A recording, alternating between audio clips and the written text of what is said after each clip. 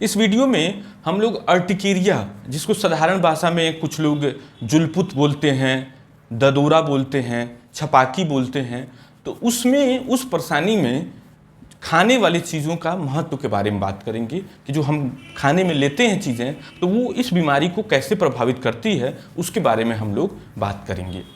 तो जो अर्टिकेरिया के मरीज होते हैं, जो जिसे सिंपल एलर्जी बोला जाता है, तो इसमें व्यक्ति का समहाउ किसी कारणवश से सबसे पहले दिमाग जो जाता है वो खाने पीने की चीज़ों पे जाता है कि लग रहा है मैंने कुछ उल्टी सीधी चीज़ें खा ली हैं जिसकी वजह से मेरी स्किन में एलर्जी हो गया है, लाल चकत्ते हो गए हैं, खुजली वाले दाने, ददोरे ये सब पड़ गए हैं।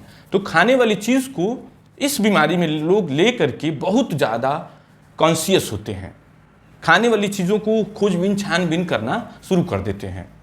तो जो क्रोनिक अर्टिकेरिया है और दूसरा टाइप होता है एक्यूट अर्टिकेरिया, तो इन दोनों में हम लोग क्या सिग्निफिकेंस है खाने वाली चीज़ों का उसके बारे में बात करेंगे। तो इसमें ये ध्यान देना है कि जो अर्टिकेरिया की परेशानी है उसमें अभी तक के रिसर्च में अधिकांश मरीजों में ये परेशानी इडियोपैथिक पाई गई है। इडियोपैथिक का मतलब कि बिना किसी कारण के या फिर कारण अननोन है, जैसे कारण पता नहीं है। तो अधिकांश केसेस में खाने पीने वाली चीज़ों का कोई संबंध नहीं होता है, लेकिन मरीज ऐसा कंप्लेन लेकर के आते हैं हमारे पास कि जब मैं खट्टी चीज़ खा लेता हूँ, दही खा लेता हूँ, नींबू खा लेता हूँ, चाय पी लेता हूँ, अखरोट खा लेता हूँ, तो मेरी परेशानी जो होती है उसी समय मुझे ऐसा लगता है कि उस समय मेरी परेशानी बढ़ जाती है।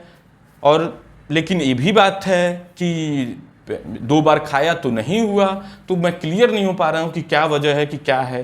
तो कई मरीज़ हमेशा कंफ्यूज रहता है क्योंकि कई बार खाया तो हुआ परेशानी, कई बार खाया तो नहीं हुआ।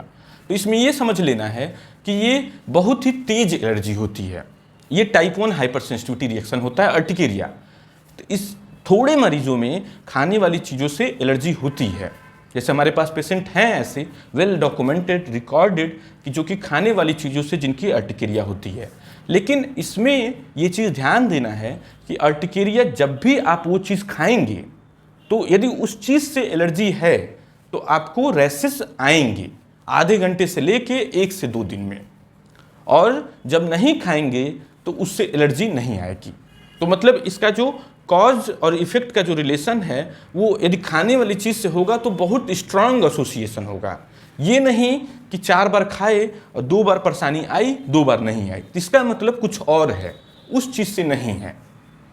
इसको अच्छे से समझना है कि जैसे यदि आपको मान लीजिए आपको मटर से एलर्जी है, तो मटर जब भी आप खाएंगे तो आपकी एलर्जी आधे घंटे से लेके 1 से 2 दिन में वापस आ जाएगी, और नहीं खाएंगे तो आपको परेशानी बिल्कुल क्लीन होना चाहिए, आपकी बॉडी में परेशानी नहीं होनी चाहिए। दोनों तरफ से प्रूफ होना चाहिए कि जब आपने खाया तो एलर्जी आना चाहिए और हर बार आनी चाहिए। जैसे 4 बार खाया तो 4 बार एलर्जी आनी चाहिए, ये नहीं कि 2 बार आई 2 बार नहीं आई।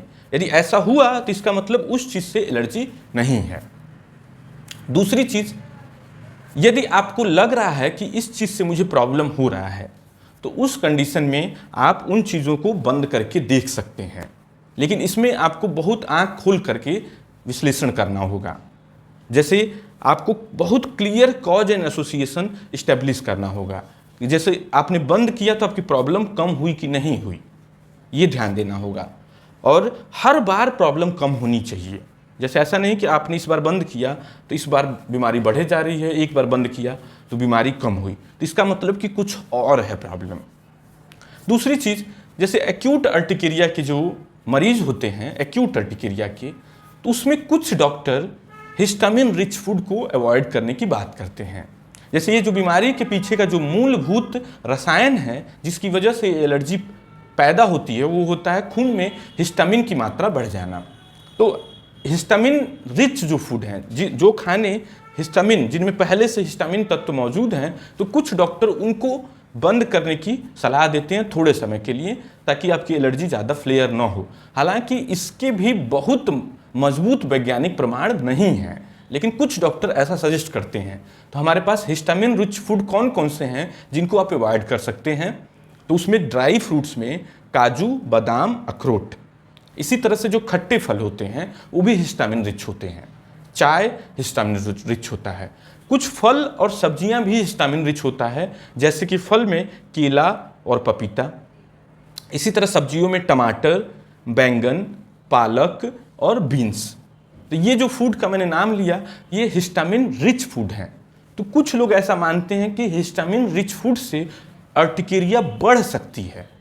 ऐसा जरूरी नहीं है कि उससे पैदा हुई हो, लेकिन बढ़ सकती है एक्यूट अर्टिकेरिया। तो कुछ डॉक्टर इस कारण से हिस्टामिन रिच फूड को अवॉइड करने की बात करते हैं। हालांकि इसके बहुत पुख्ता प्रमाण नहीं है कि ये अवॉइड किया जाना चाहिए कि नहीं किया जाना चाहिए।